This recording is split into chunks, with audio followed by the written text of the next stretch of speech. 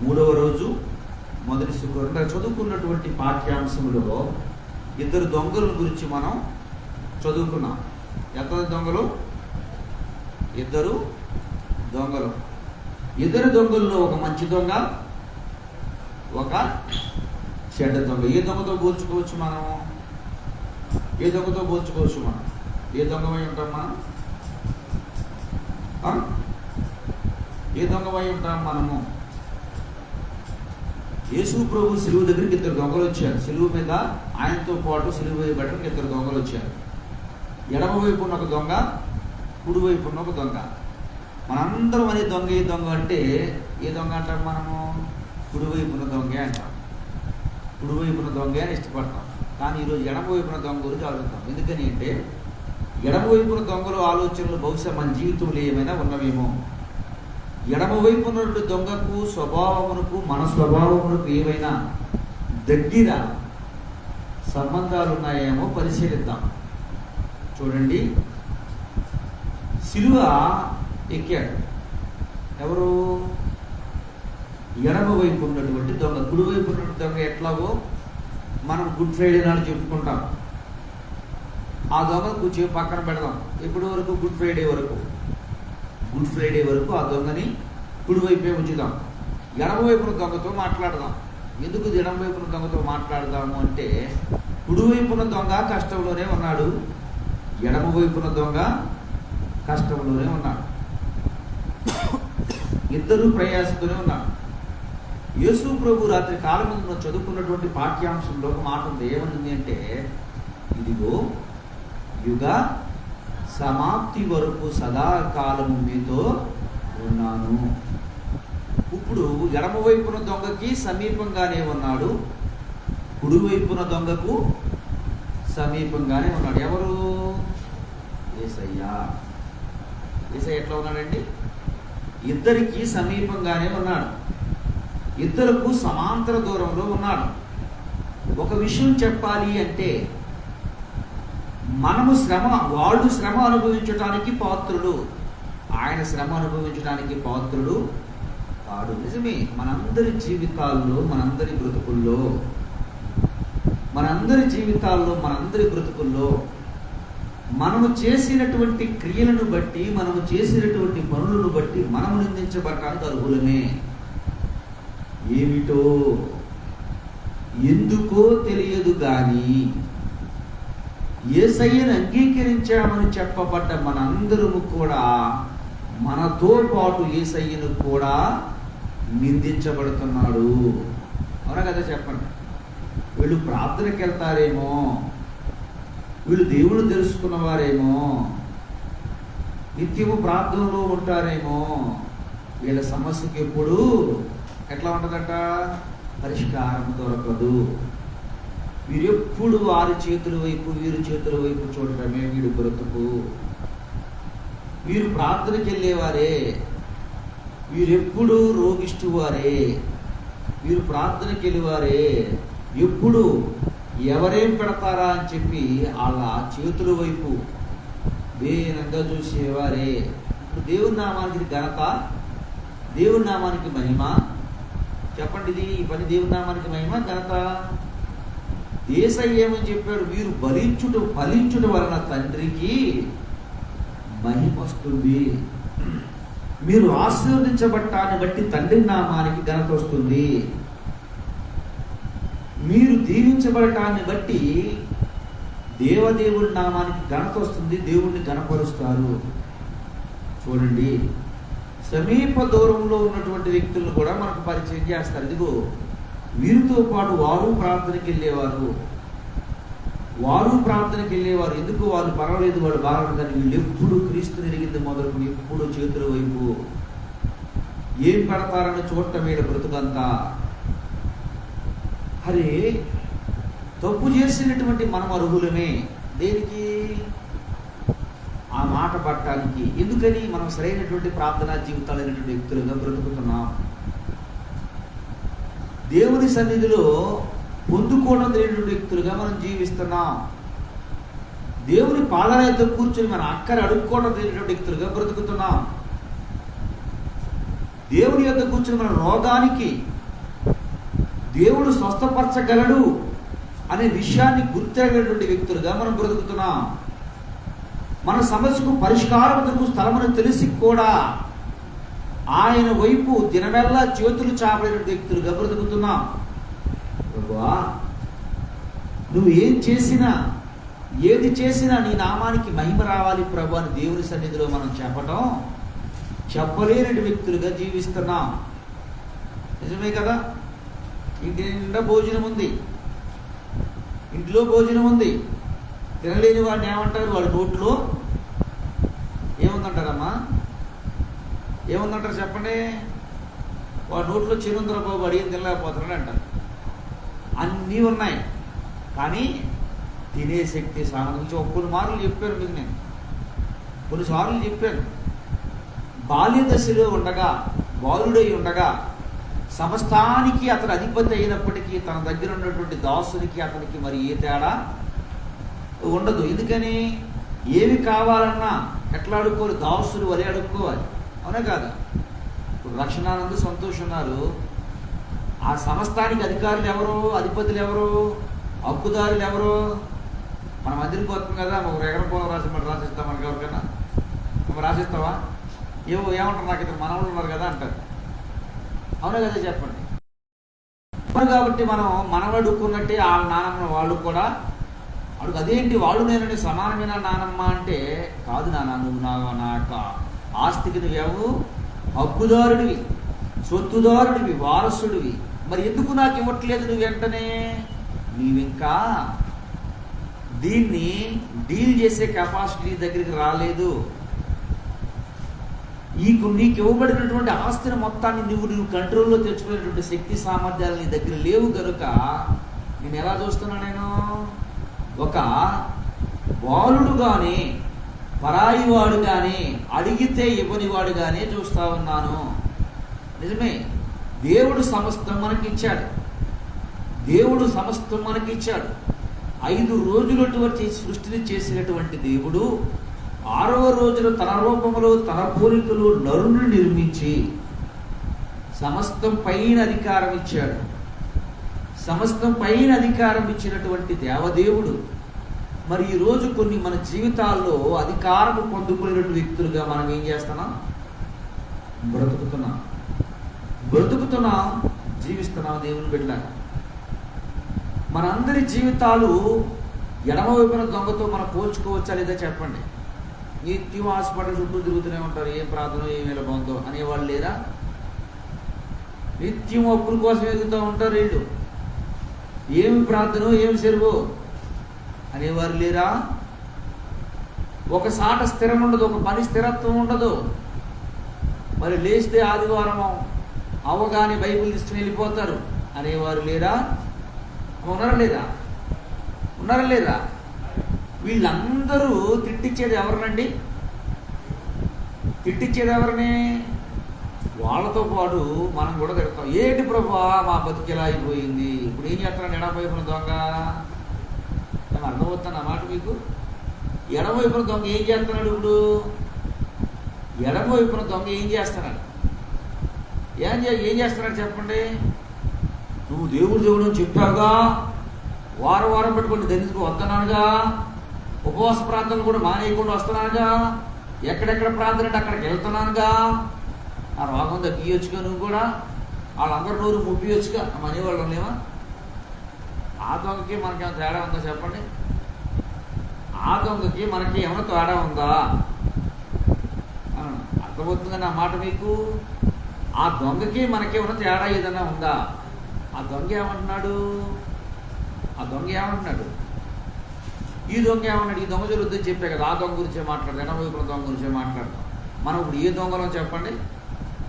ఎడమవైపున దొంగలమా, కుడివైపున దొంగలమా? ఎడమవైపున దొంగలమా, కుడివైపున దొంగలమా? మనం ఏ దొంగలమమ్మా? గట్టి చెప్పండి. ఎడమవైపున దొంగలమా, కుడివైపున దొంగలమా? ఎడమవైపున దొంగలు ఆళ్ళు వీళ్ళు అంటే మీరు ప్రార్థనకి వెళ్ళేవారికి మీకు ఎందుకు వస్తున్నాయి బలహీనతలు? మీరు ప్రార్థనకి వెళ్ళేవారిగా మీకు ఎందుకు వస్తున్నాయి సమస్యలు? మీరు ప్రార్థనకి వెళ్ళేవారిగా ఎందుకు మీ నోరు తడబడుతుంది? మీరు ప్రార్థనకి వెళ్ళేవారికి ఎందుకు ఇలా జరుగుతుంది? అనగానే చెప్పే మాట ఏమిటంటే, వాడు గుర్తు చేసే వరకు మనకు గుర్తులేదు. ఏం గుర్తులేదు? ఏం గుర్తులేదు? యోనా గారిని దేవుడు చెప్పాడు, యోనా యోనా నీవు తార్షీషుకు పోమని చెప్పాడు. ఈయన ఎడిపోయాడు, నీ నినివేకు పోమని చెప్పి తార్షీషుకు బయలుదేరాడు. నినివేకి వెళ్ళమని దేవుడు చెప్తే తార్షీషుకు బయలుదేరాడు. తార్షీషుకు బయలుదేరి నిద్రపోతున్నాడు. ప్రళయం వచ్చింది, సముద్రం మొత్తం పొంగిపోతుంది, అలల చేత కొట్టబడుతుంది, వాళ్ళందరూ ప్రార్థన చేస్తున్నారు, ఈ లోపల నిద్రపోతున్నాడు. ఓయి నిద్రపోతా, ఓయి నిద్రపోతా, లేచి దేవుడికి ప్రార్థన చేయి. ప్రార్థన చేశాడు. నన్ను ఇది దాంట్లో పడేయమన్నాడు, పడేసాడు. పడేయమన్నాడు, పడేశాడు. ఇప్పుడు లోపల నుండి ప్రార్థన చేస్తున్నాడు. ఎలాగో బయటపడ్డాడు.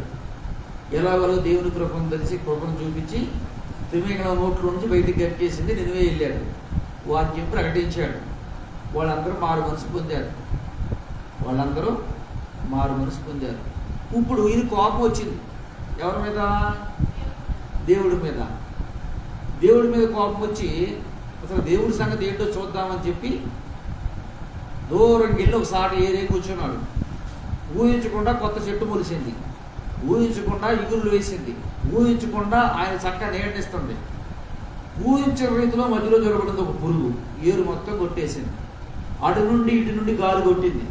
సుడిపడిపోయాడు. సుడిపడిపోయి ఇప్పుడు ఎవరిని తిడుతున్నాడండి? ఎవరు తిడుతున్నారు? తిట్టేది ఎవరిని? తిట్టేది ఎవరిని? తనను తాను తిట్టుకోగలుగుతున్నాడా? తనను తాను పరిశీలించుకోగలుగుతున్నాడా? తనను తాను సరి చేసుకోగలుగుతున్నాడా? తన వైపు తాను చూసుకోగలుగుతున్నాడా? తన వైపు తాను చూసుకునే మనసు తనకుందా? లేదు కదా. శ్రమ వచ్చినప్పుడు, కష్టం వచ్చినప్పుడు, బాధ వచ్చినప్పుడు, బలహీనత వచ్చినప్పుడు, సమస్యల్లో చిక్కుకున్నప్పుడు, భయంకరమైన ఉపద్రవములు మన మీద పడుతూ ఉన్నప్పుడు చూసుకోవాల్సింది ఎవరి వైపు అండి? చూసుకోవాల్సింది ఎవరి వైపు? ఆల్రెడీ ఇరుక్కుపోయావు దాంట్లో, పడిపోయావు ఆల్రెడీ దాంట్లో, చిక్కుపడ్డావు ఆల్రెడీ దాంట్లో. ఎప్పుడన్నా మీరు వలలేసేవాళ్ళని చూస్తారా? వలలేసేవాడు ముందు గింజలేస్తాడు, ఆ గింజల్లోకి వెళ్ళి పెట్లు పడతాయి. ఇప్పుడు ఎవరైనా తిడతాయండి? ఇప్పుడు తిట్టేది పెట్లో. అరే వలలోకి వెళ్ళకపోవడానికి వెళ్ళకుండా ఉంటే బాగుండేది కదా. ఈ చుట్టుపక్కల మొత్తం చూస్తున్నా మంచి ఆహారం లేదు, అక్కడ కంటికి రమ్యంగా సూపర్గా ఉంది, కనబడటానికి మంచి బలం ఇచ్చేదానిలాగా ఉంది, ఇక్కడ సంథింగ్ ఏదో ఉంది అని ఆలోచించాలి కదా నేను. ఇదేమో అటు ఇటు కానటువంటి సమయము, అటు ఇటు కానటువంటి సమయము, ఒప్పుకోనటువంటి సమయం, అంగీకరించేటువంటి సమయం. ఈ సమయంలో శ్రేష్టకరమైన ఆహారం ఎక్కడ దొరుకుతుంది, ఇది ఇక్కడ ఏదో జరుగుతుంది అనే ఆలోచన రావాలి కదా నాకు. రాకుండా వచ్చానే అనకుండా ఇప్పుడు అంటూ ఉంది, ఏమంటుంది? దేవుడా, దేవుడా, ఎందుకు ఇక్కడ ఇత్తనాలు లేపించావు? ఎందుకు ఇక్కడ ఈ గింజలు పుట్టించావు? ఎందుకు నన్ను దాంట్లో పడేటట్టు చేశావు? తిట్టేది ఎవరినండి? ఇప్పుడు ఎవరిని తిట్టుకోవాలి? ఎవరిని తిడుతుంది? ఈ యొక్క పక్షి ఎవరిని తిడుతుంది? ఎవరిని తిడతారమ్మా? ఎవరికి వస్తుంది శ్రమ? ఎట్లా వస్తుంది మనకి? ఇబ్బందులకు ఎట్లా దూరపడతాం మనం? దేవుడు తీసుకెళ్ళి ఇబ్బందులకు అప్పచెప్తాడా మనల్ని? శ్రమలకు అప్పచెప్తాడా మనల్ని? అప్పచెప్పడు. దేవుని బిడ్డలారా, జనులు వాళ్ళు వీళ్ళు అంటున్నారు, నీవు కూడా ఆయన వైపు చూస్తూ, నీవు కూడా వాళ్ళని అంటూ ఉంటే బహుశా కొన్నిసార్లు ఉంటాం అన్నా కానీ యోబు గారు వాళ్ళు ఏం చేయాలి? పశ్చాత్తాపడి. యోబు గారు కూడా వాళ్ళు వీళ్ళు అంటే ఆయనకు వచ్చిన శ్రమను చూసి, నువ్వు నిజంగా భక్తిపరుడు అయితే, నువ్వు భక్తి కలిగిన వాడు అయితే, నీకు ఎట్లయితే జరిగింది అట్లయితే జరుగుతాయి అన్నప్పుడు నిజమే కదా, దేవుడా నాకెందుకు ఎట్లా చేసావని అడుగుతాడు. దేవుడు వచ్చి మాట్లాడతాడు. ఏమని మాట్లాడతాడు?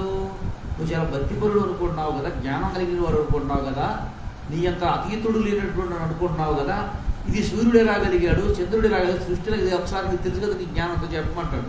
వెంటనే ఏం చేస్తాడు? పశ్చాత్తాపడు, ప్రభువా నేను పాపము చేసిందని, తప్పు చేసిందని ఒప్పుకుంటాడు. ఒప్పుకున్నాడు కనుకనే ఏమయ్యాడు? ఆయన రెండింతల ఆశీర్వాదాన్ని పొందుకోగలిగాడు. దేవుని బిడ్డలారా, ఈ ఎడమవైపున దొంగల గురించి ఎందుకు మనం జ్ఞానం చేయాల్సి వస్తుంది అంటే, మన జీవితంలో మనం చేసే పనులు, మన ప్రయత్నాలు, మన క్రియలు ఎడమవైపు దొంగలాగే నేటి కాలంలో ఉన్నాయేమో ఒకసారి చూసుకుందాం. ఎడమవైపు దొంగలాగే ఉన్నాయేమో ఒకసారి పరిశీలించుకుందాం, పరీక్షించి చూద్దాం. శ్రమ కలిగిన సమయం ముందు శ్రమ రావడానికి కారణం ఇది ప్రభువా అని చెప్పి ఒకవైపు జనులందరూ నిందిస్తున్నారు, జనులందరూ ద్వేషిస్తున్నారు, జనులందరూ నువ్వు దేవుని కుమారుడు అయితే కిందకు దిగు, నిన్ను నువ్వు రక్షించుకోమంటే పక్కన ఉన్నటువంటి వ్యక్తి నువ్వు నిజంగా దేవుడు అయితే నన్ను కూడా దింపు. ఇది ఎవరీడు?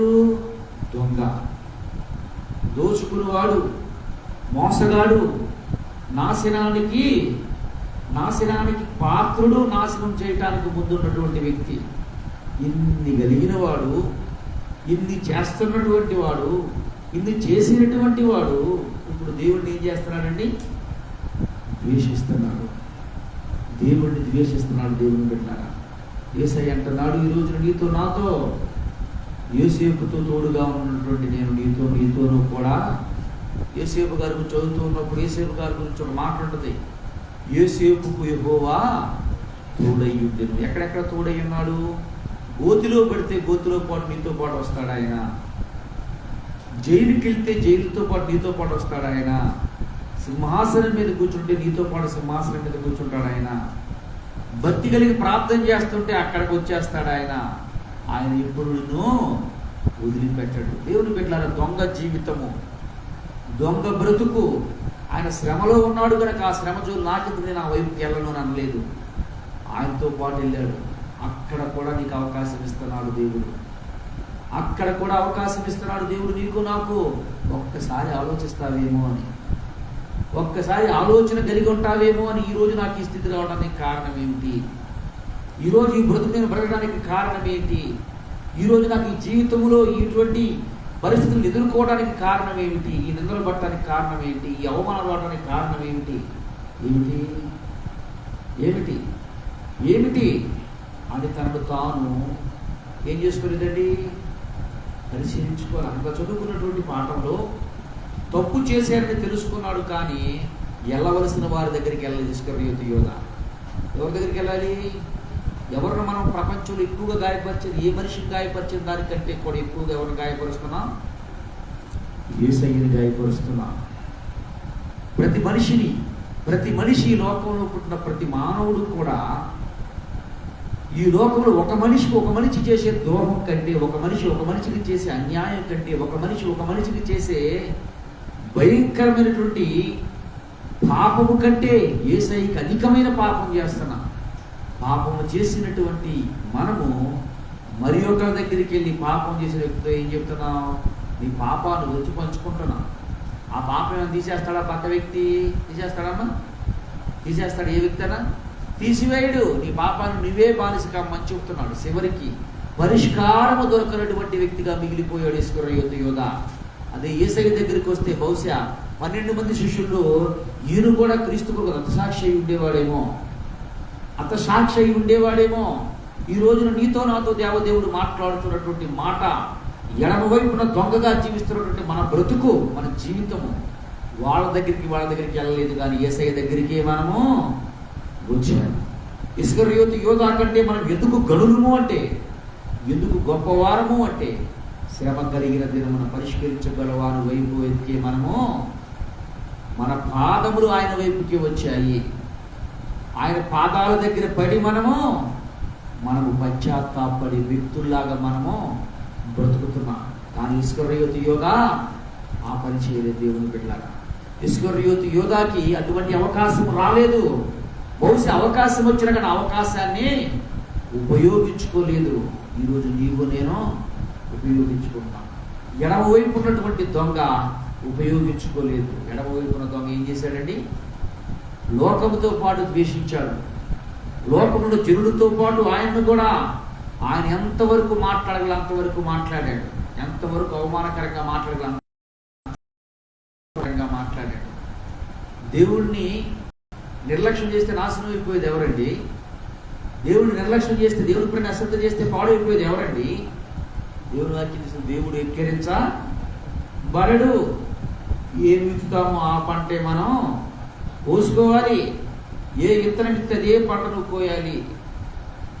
ఉరికూర మొక్కజొన్న విత్తనం విత్తి తొందరగా పంట వచ్చేస్తుంది, కానీ తోటకూర విత్తనం తోటకూర కోద్దామంటే వస్తుందా?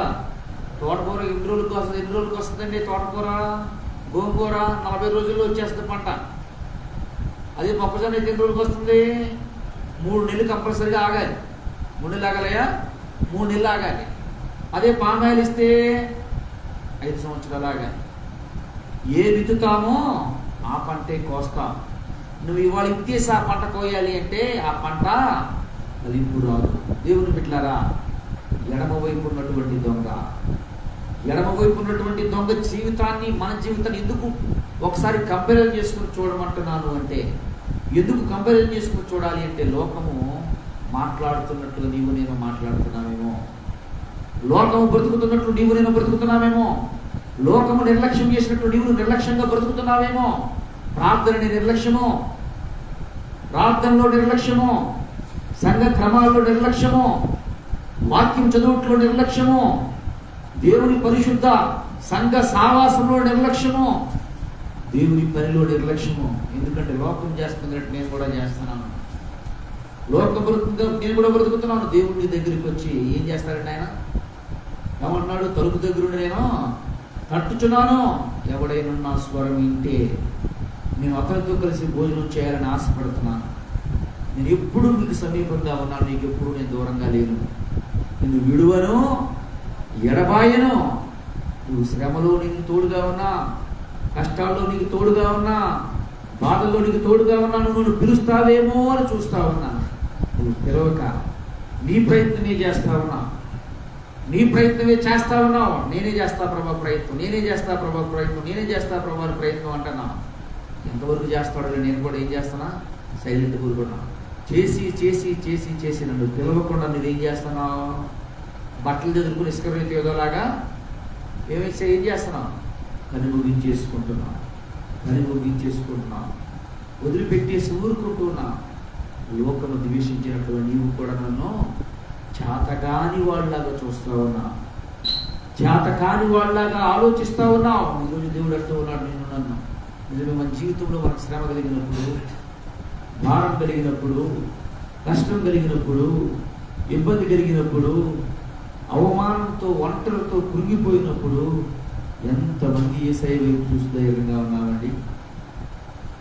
ఎంతమంది యేసయ్య వైపు చూస్తూ, యేసయ్య వైపు నిరీక్షణ కలిగి, దేవుడు నిశ్చయంగా నా సమస్య పరిష్కారం చూపగలిగిన విశ్వాసంతో ముందుకు కొనసాగంలో ఒకసారి మనం పరిశీలించుకుంటూ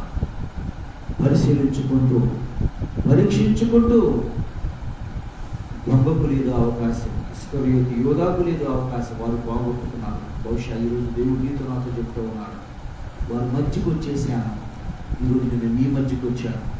నా దగ్గర పరిష్కారం దొరకని సమస్య, నీ సమస్య ఎంతటిదైనా, ఎంత జటిలమైంది, ఎంత రోగం భయంకరమైనదైనా, ఎంత భయంకరమైన ఇబ్బందులైనా పరిష్కారం దొరకదంటూ నా దగ్గర ఏమీ నువ్వు తనకు నిజముగా మొరపెడితే సమీపంగా ఉన్నా, నిజముగా మొరపెడితే సమీపంగా ఉన్నా.